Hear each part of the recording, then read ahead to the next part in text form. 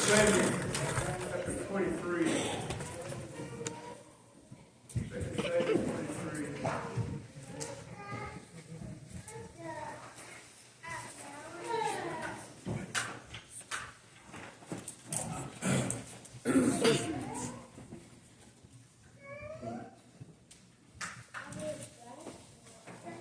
There's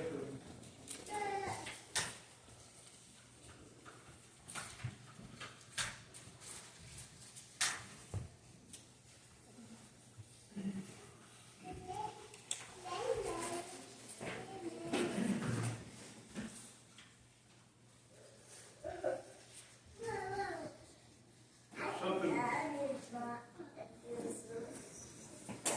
about the scripture. I don't know if I've read it, but we know.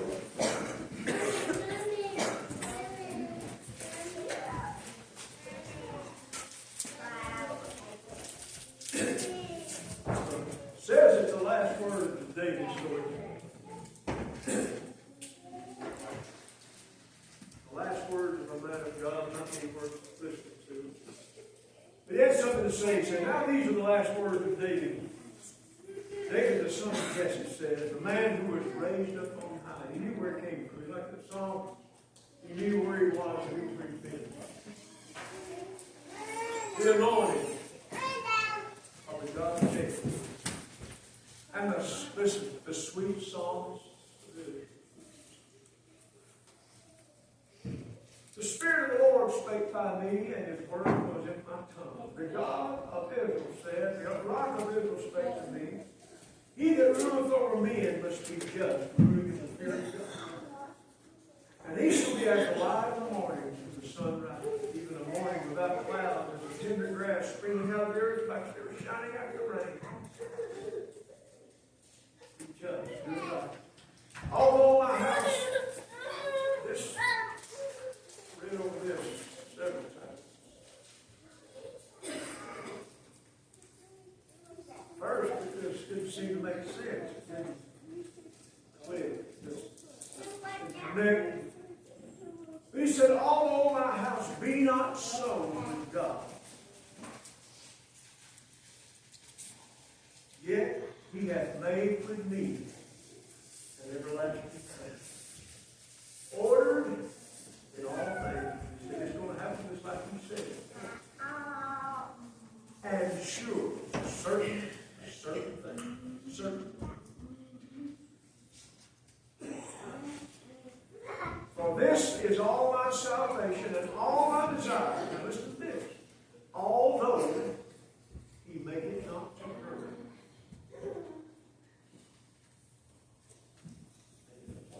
What's he trying to say?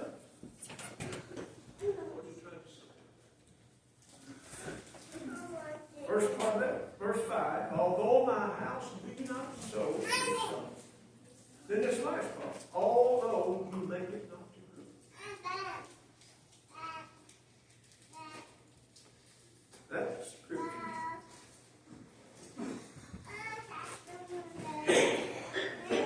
It's a sad but joyful truth. And what David is saying, he's saying, I don't know what my children will do. My house. My descendants. My direct descendants. I don't know if they'll take this serious or not. But in the end, he said, God's made a covenant with me, and he'll do what he said he'd do.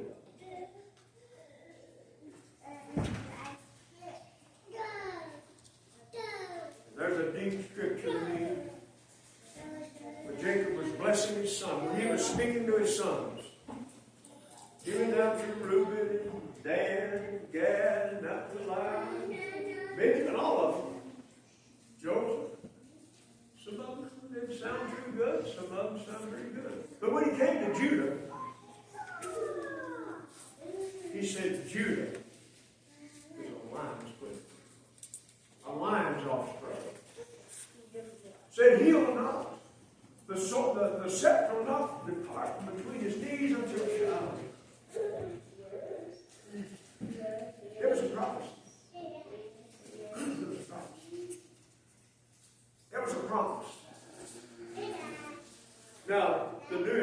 New Testament, Paul, I believe it's Paul, when he wrote, the writer said, now there was nothing said concerning priesthood about the tribe of Judah. Levi was a tribe priest. Everybody else, when they went over the land of Canaan, they got a portion of land. But God said, the Levites, I am their portion.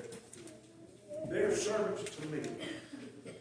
They minister in the tabernacle. Things of God. Offer sacrifice.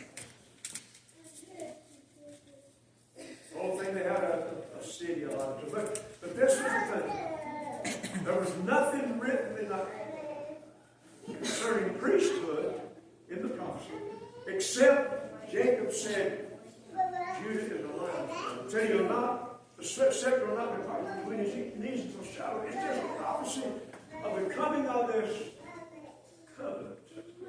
David spoke of the covenant. God, he's a covenant God.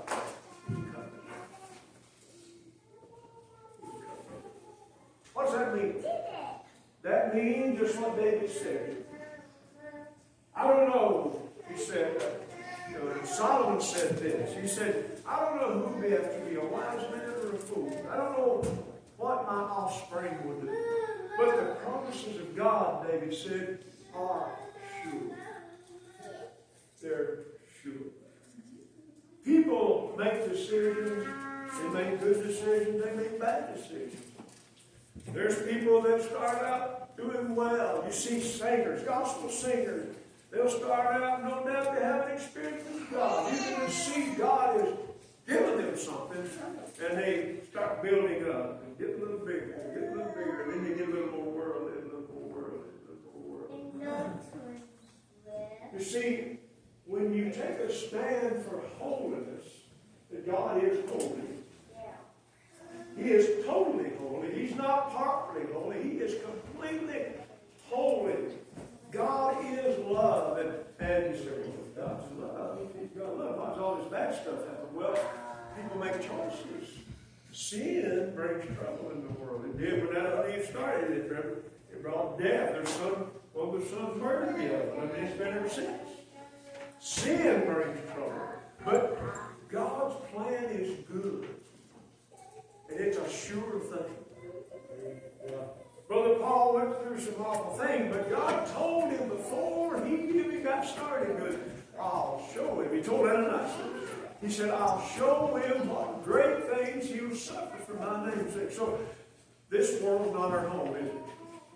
Don't get used to because God didn't put you here to stay here. He didn't put you here to stay. You might as well figure it out. You might as well get settled. You ain't going to stay. There's people spending thousands and millions of dollars trying to stay. But you ain't going to stay. You're going to pack up and leave. That's a fact. Brother Benny sings a beautiful song. Love the people that God gives you, because one day you'll want them back. Take advantage of what you got. While we have each other this moment. Love, we tell you this. Dear ones that come in, and Steve and Jenny, we're glad to see them. Thank God for the love that He gave us. And we've been given amazing love. Sing the song, Amazing Love. It's amazing. But this man, in his dying time, some of his last words, he is setting his hope. He's setting his hope on the covenant promise of God. Now, I don't know what tomorrow holds. We don't know. Life brings some tough stuff sometimes. Life hits your heart, but life breaks your heart sometimes. Disappointment. Pain, that's just true. We're in a sinful world. You look around here and you see people doing this horrible things.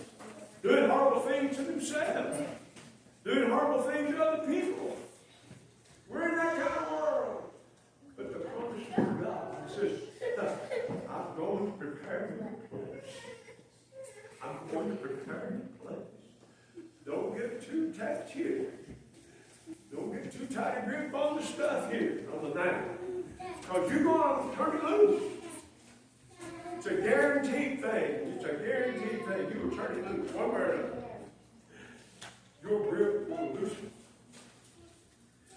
You know, my dad was a strong man. He worked hard, worked long hours. But now, a week or two before he passed away, I gave him a bath and his body was just trembling and he was trying to stand up.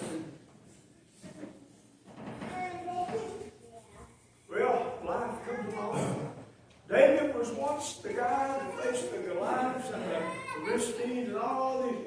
He went to war and he came back victorious over and over and over for year after year after year. One day he went out to battle. And the name of Ishmael, I think it was, one of the Philistines, a giant. He went after David. David's hands were weak. That had never happened. That never happened. But his men gathered around him. They took care of him. Time coming on David. I thank God. Help and strength and help. I'm just telling you. We better set our hopes on things that are eternal, because you're going to lose the things that are temporal. They're temporal.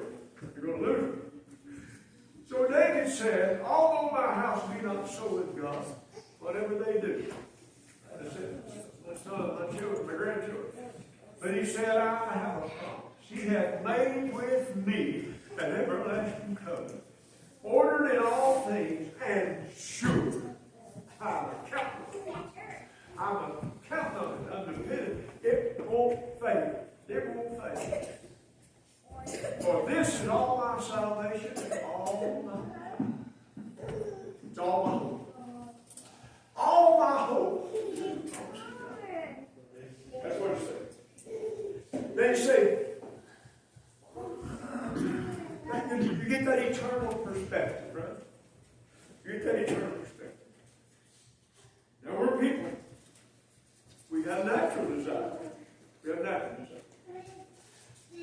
But let's keep the natural connected to the eternal.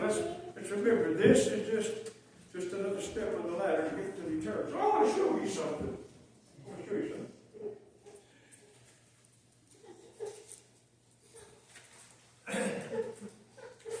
Only around verse 8. Verse 8. These be the names of the mighty men whom David had. The Tachmonite that sat in the seat, chief among the captains, the same was Adonai, the Eznai, he lifted up the spirit in his 800, whom he slew at one time. Mighty man. He had to be fast, he had to be strong. So he did great things. He took on 800 men and won. After him was Eleazar, the son of Dodo, the Ahohite, one of the three mighty men with David. When they defied the Philistines that were there, gathered together about, and the men of Israel were gone away. He was sounded like he was kind of there by himself, and the fighting in the main army was gone, and he was just kind of left to his own defenses. Said, and the men of Israel, he arose and smote the Philistines until his hand was weary and his hand clave to the sword. And the Lord wrought a great victory that day. And the people returned after him only to spoil him. He fought the battle by himself.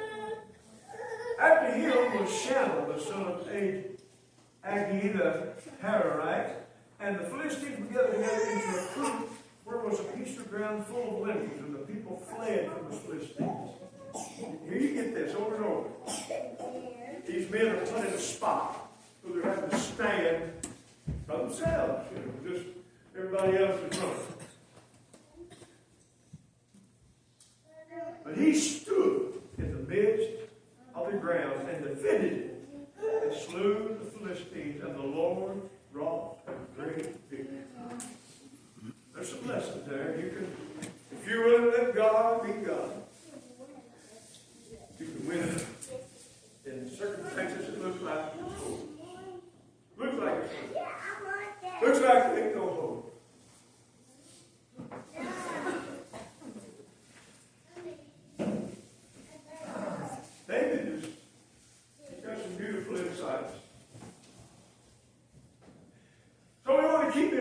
eternity in you.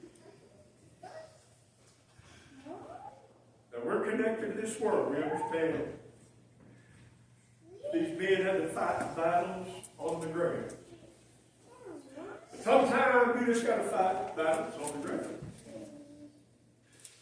You're faced and confronted with life. And you just have to stand and fight. I stand and fight. You have to be willing to stand and give it everything you got.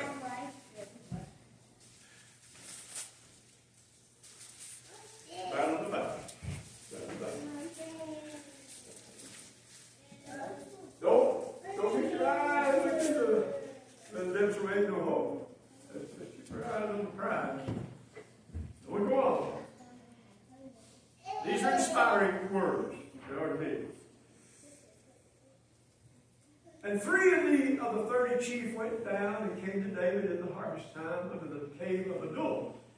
And the troop of the Philistines pitched in the valley of Rephaim, and David was in an hole. He was hiding out in kind of a safe place, up in the mountain or whatever, cave. And the garrison of the Philistines was then in Bethlehem. And David longed. You remember something about your childhood that's precious to you? You know, we had a cabin back on the mountain, back in which the Cadillac cabin we built. Boys.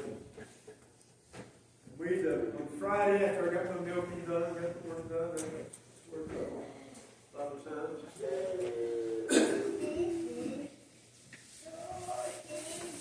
We'd carry a sack of food or whatever. We'd go up the mountain, and there was a spring just before you get to the top of the mountain. We call it the birch spring. It ran out from under a birch tree. And I remember laying down and drinking that good cold water and good water. I was thirsty from finding it, And there, I lay there, clean it out, and lay down and drink. I remember drinking water at what we call Big Ball Mountain. We went there for 15 years ago. And boy, I remember drinking from that spring. Man, it's cold as tea. That's just memory, I remember being up at Uncle John's, and he had water running all the time. His back porch there, some of you back there. You could drink that good water. That's just childhood memory. Well, David is, sometimes those things become so.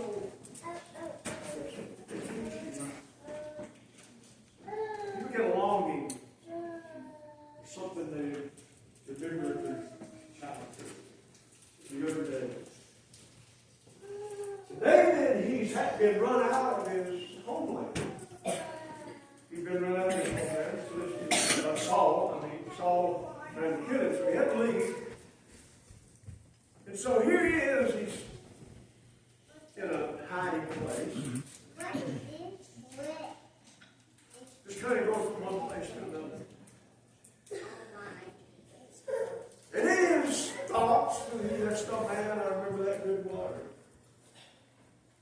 That well at the gate of Bethlehem. Well, the problem is the garrison of the Philistines in Bethlehem. And he's not asking anything. He just said, man, I'd love to have a drink of that water. And I think about myself, I'd like to go back on that mountain and drink some of that good water. I may never be there, kids don't know. It's changed and grown up across. It's been a lot of years since I've been there. But it's good news. But David just spoke. Kind of reminiscent. 3 men heard it. 3 of his mighty men.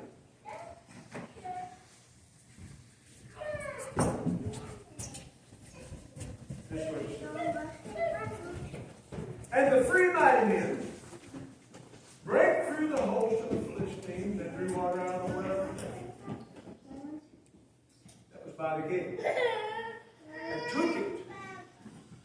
David. Nevertheless, he would not drink it. He would not drink thereof, but poured it out unto the Lord. And this is what he said. And he said, be it far from me, O Lord, that I should do this.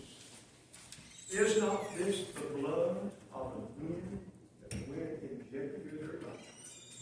Therefore he would not drink it. These things did these 3 mighty men. Well, what's this all about? We saw David over here. His mind is reaching out and grasping something that's huge. Huge.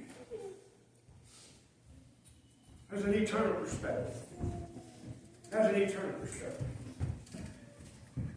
When you get born again, see, when you are born in this world, you begin to respond. You begin to respond to the things around you, the natural things. You know, the most primal thing about life is hunger. Baby calf, when it's born, that's the first thing you want to do is find some food.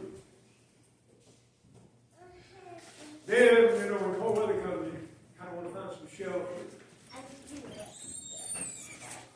The most primal desire, the primitive desire of mankind is just food and shelter. And then companionship, different things. But we respond to those things. But then, when you get born again, you respond to a different stuff. You begin, see, all these things control your responses pretty much. But, you know, you hear some music, you smell some food, you know, find a warm spot. I remember, you know, being in the wintertime years ago, and I don't know, 6 years old maybe. I was up at Uncle John, went to Uncle John's, and they had their old coal stove sitting on the floor, and there was room to get in behind it. I remember I got in behind that thing, man, I got warmed up. It's a good feeling. I got cold, and that was a warm day. We had our coats all piled in the stove, and I got in there and laid down with our coats. You respond, you remember those things. Those are natural things that brought some sense of satisfaction, some sense of comfort, you know. Somebody spoke a kind word to you, whatever. You know, some food, somebody gave you some food, and you was hungry. That's a good thing. It's nothing wrong with it. You respond, you remember that. It's good memories. Remember being in a place of security or whatever. But then you get born again. You begin to respond to a different thing. You begin to see things from a different perspective. All of a sudden your eyes are opened up to a bigger world. A bigger world. Bigger promise. See, David here, he is touched with this memory, this childhood memory, or, you know, younger, a better time in his life, and he could go out and just draw this water whenever he wanted to, and drink that good water. And it's meant something to him. It was a good memory. But he's not there. And he said, oh, this won't be good. Somebody bring me a drink of water from that. And say he wouldn't send him that. He obviously did send him. These men, because of the care they had for David, were willing to go and break through and fight their way through to the well. I've seen this over and over. But somebody had to stand guard while somebody got the water. Then they had to carry it back and not steal it. And there's a lot went into that. It was about care for the leader. A care for the leadership. There's a lot in it. But I tell you, my mind went forward.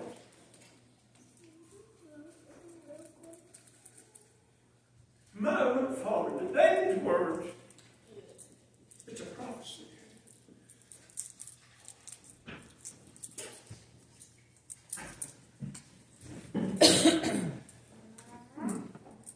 You begin to run down the lineage. Abraham, Judah got there. It went on that through. He comes down to David. David begot. Keeps going on down. Then Joseph. Mary. Of the lineage of David. They were the lineage of David. And it was that promise that David believed 100 years before. And all of a sudden, this baby was born. This baby was born.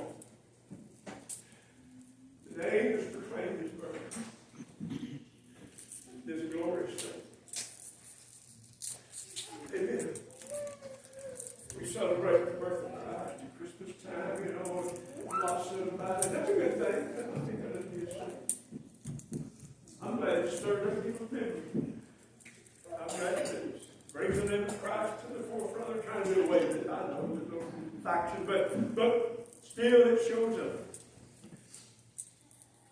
And then, you know, the rest of the story, you lived and you did minister and it preached and healed and did a lot of things, glorious type of things. And then one day he showed up in a garden one night.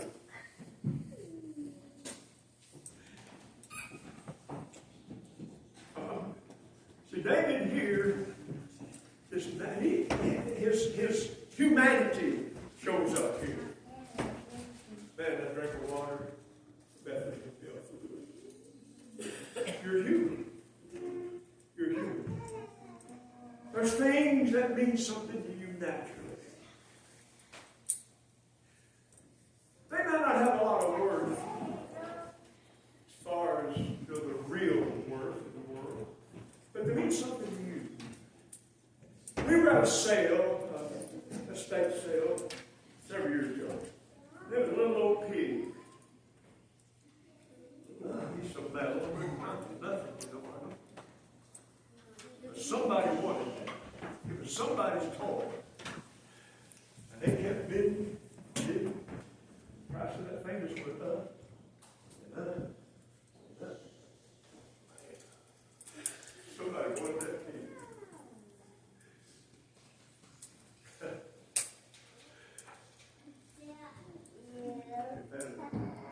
Awful price. High price for that pig that time. Wasn't worth it, you know, when I bought it.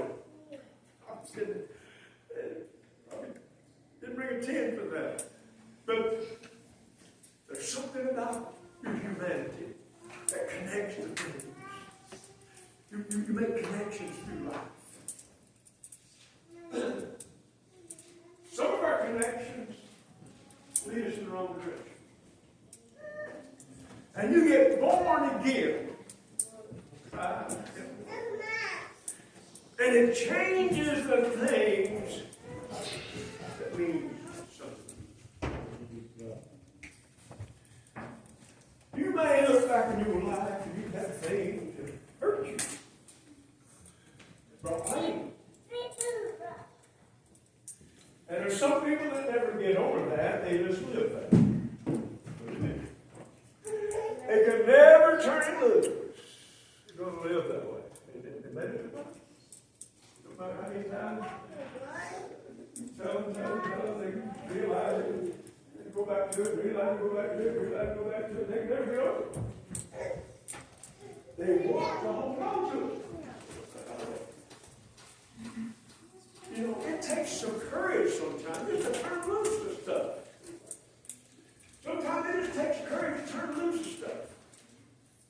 We're human. We make connections. There's people that brought me pain this morning. Later, I was born again and they were born again. And guess what happened with me? We had fellowship. Well, they didn't treat me real good sometimes. Knocked me down. But when we got born again, our whole perspective. I wasn't holding no breath. They weren't holding no breath. We fellowship. Well, some sweet times. How God came down. You see, I'm trying to get you to understand You naturally have some connection with things that mean something to you. But there's things you got to turn loose when you get born again. Because you've got your eyes set on something different. David said, there's some things that may not happen the way I want them to happen. Around this natural realm. My family may not do the things I want them to do. My house may not, my descendants of them may not do what I want them to do, what I like them to do. But he said, I found out one thing. Me and God, we got a relationship. We got a covenant relationship. God give me some promises. And I believe you do what he said he'd do. Amen. And when Jesus came, it was a fulfillment of God's promise to David. Amen. Glory. Glory. Yeah. Looked like it all fell apart. Jesus said, I'm going to suffer many things at the hands of the chief priests and the elders and be killed. And Jesus said, no, Lord, that ain't going to happen. Yeah, you see what we're talking about. The things we know Carmine can't grasp, no natural man can't understand. You can't figure it out. And so you got to get back and take a look at what God said. And then we're going to hold on to what he said. We're going to let the natural realm control us. We're going to let the things of the past control. The negative things, we're going to let that. Are we going to let God be God in the middle of it all? Are we going to let him be true? Are we going to stand on what God said? Are we going to let the world decide which way we go? Are we going to let the world decide the way we take? Are we going to let the world decide the way we feel? Are we going to let the old things? Are we going to let them pass away? We got to let the old things pass away. He said all things will come in. I'm a new creation. Right? I've been given a new hope. I've been given a new life. I've been given a new spirit. I've been given a new vision. Amen. I got a new home. Wait from here. Woo! I got to get out. I got to get loose from here because I got to go there. I got to get loose from here because I got my sunset over there. Amen. Praise the Lord. People may not do the way you want to. They may not do what you like them to do. But when you hold on to the promises of God, when you're governed by that, when that governs your heart, when that governs your mind, when that governs your desire, you have to go back. You realize, somebody, you've heard this say, they know how to push my button. They know how to push my button. The old spirit trying to rise up. Well, you got to watch out. Oh, you got to watch out. You might have to let God remove your button. Crucify the old man. Crucify the old man with all of his deeds. All of his deeds. You got to crucify. That means you got to die. You got to die. Crucifixion is a death thing. It ain't about playing checkers. It ain't not about playing chess. It ain't about playing tag. It ain't about. It's about death. Something got to die. And David, he made some connection, but he had to go long. Amen. Yeah. Jesus went to this garden. The humanity is there. You hear me? A humanity connection. If it be possible, let this cup pass. It's painful, that's why.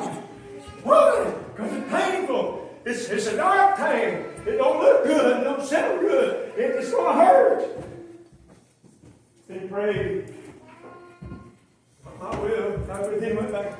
Found the disciples sleep, went back praying again. The same thing. His humanity is there. Humanity is there. He speaks of his humanity. Then he went back the third time. And he surrendered. Surrendered. Well, why is that? Why is that written in Scripture? Because God knows you wrestle with things. He knows I wrestle with things. He knows you've got to come to a place that you lay it down. You lay it down. Lay it down. You can't keep carrying that thing around. It's going to kill you. It's going to destroy you. And Jesus knew to do the will of God, he had to lay it down. He told the disciples, can't you watch them going out? That's his humanity. Can't somebody hear what I got to say? Somebody help me. You know, if I can say, somebody I can talk to. Well, there's come that place, that time when you gotta learn to let God be God. When ain't nobody else can be that. Nobody else. You got nobody else. Nobody else can be at that place. Nobody else can take you through that place. It's a place where you and God got to get through sin. You got to go with Him because there's nobody else knows what is going on. Nobody else. He prayed that last time. And he said, all right. He went to the disciples. He said, let's go. Where's he going? He's going to meet that mom. I'm not saying you shouldn't have some natural care, some natural feelings, some natural connection. I'm saying don't let it control your eternal destiny. Don't let it control your eternal destiny. Be sure that the things you allow affect you for eternity. Yes, sir. You love people in the right way. You love people in a way that brings eternal benefits. Amen. You know what they'll lead you down the wrong path. It may be like that man sitting in that cell. I had something to share with him. Amen. Whatever he does about it, God will know about that. I just know the Spirit of God was there. And that man looking through that little rectangular hole, sitting in the floor, he just been dead and put the defibrillator on him and he's alive. At first he wouldn't be happy, but he's sitting there. He's come to a place of thankfulness. God gave me an opportunity to share. Amen.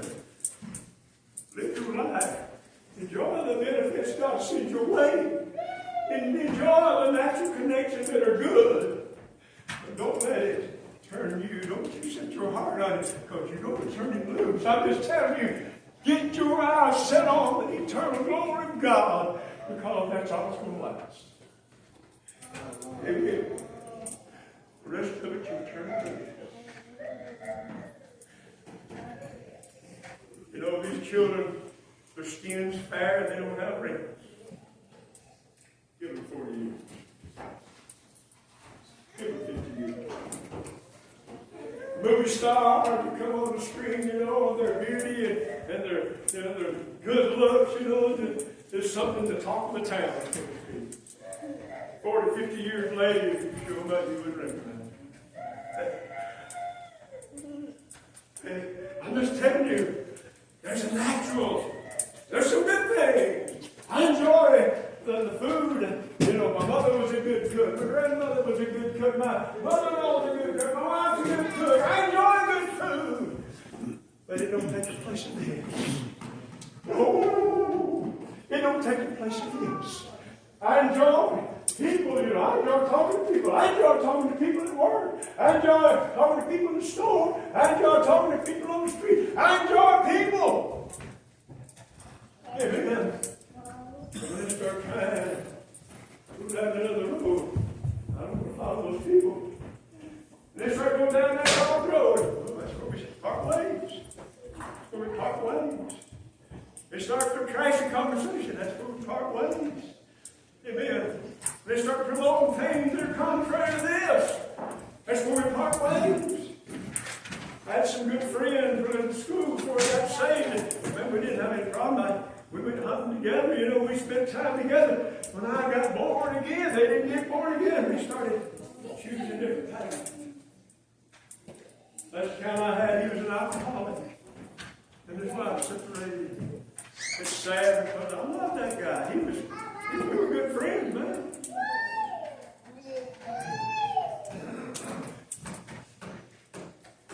But I got a path. I've got a covenant relationship, and I got a covenant problem. God let me have part in this eternal plan. What does that mean? Everything. Everything. Everything. There's other things I enjoy. I'm thankful for my wife. You know, we're thankful for our health. We're still able to go to work and do the things we need to do. But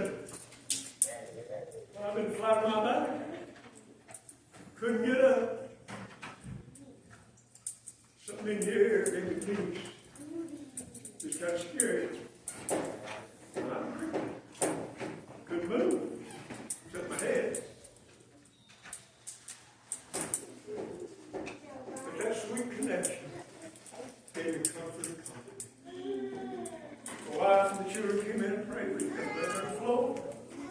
We got up that morning, did an exercise, did a push-up and all. All of a sudden there's something in the back down over there. Marlene? I yelled for Marianne, and they came in and prayed with it. I don't know if she'll lay in here. I feel like Hannah. Don't feel sorry. She said, that's the way I feel. We just felt peace. Jennifer Bradford had the folks get together to see some beds. They had a little room in their basement where they had church. And they got together with me and prayed for me. The boss, the guys working for me, he said, if you go to the hospital, it won't cost you a dime. It won't cost you anything. Well, I trust the Lord. I trust Him. Man, got real done me. Got me up on the bed. Lay there on the bed.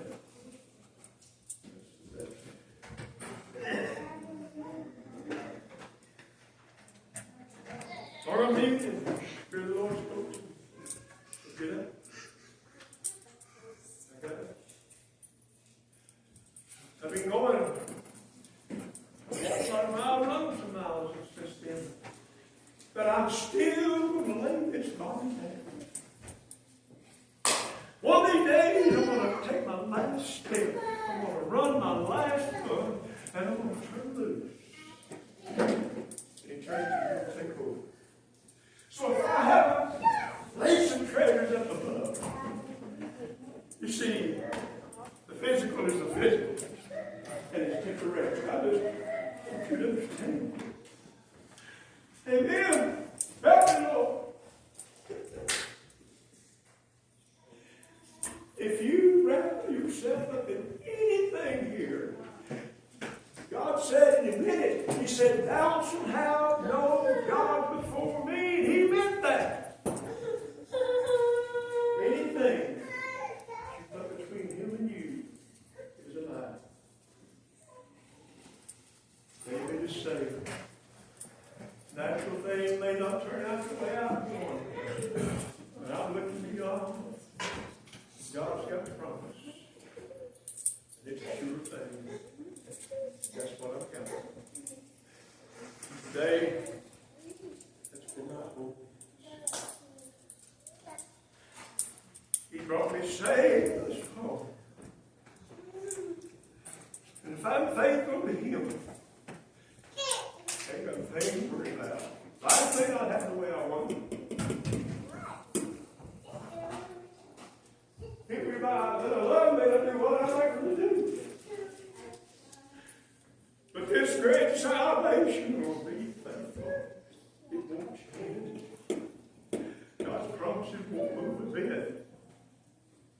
And when I stand before Him on that great glorious day, it'll be the sweetest thing that ever happened to me. The drink from the birch spring won't come close to it. Nothing I ever ate will even touch it.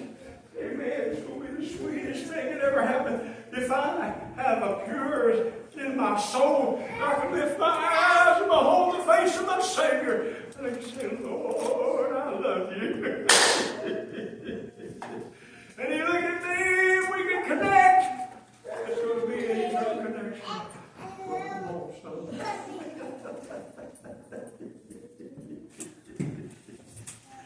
Everything else is going to be behind me.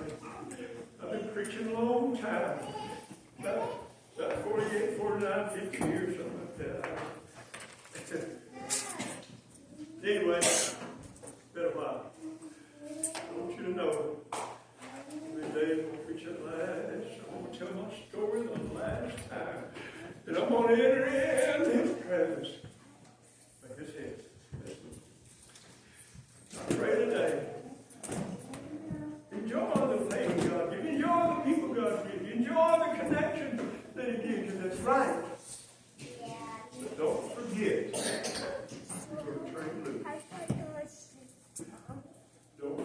let me tell you something. Wait a minute. I'm quite done. I'm not done. You may have friends you work with. You might have people that you go to dinner. I don't know. They enjoy it as long as you're going in the right direction. They don't try to. If you realize they're leading you down the wrong path, you better be like the Grandpa Alvin Randolph. Well, actually, his cousin. Grandpa Alvin was, he had a lot of foolishness about it as a young man.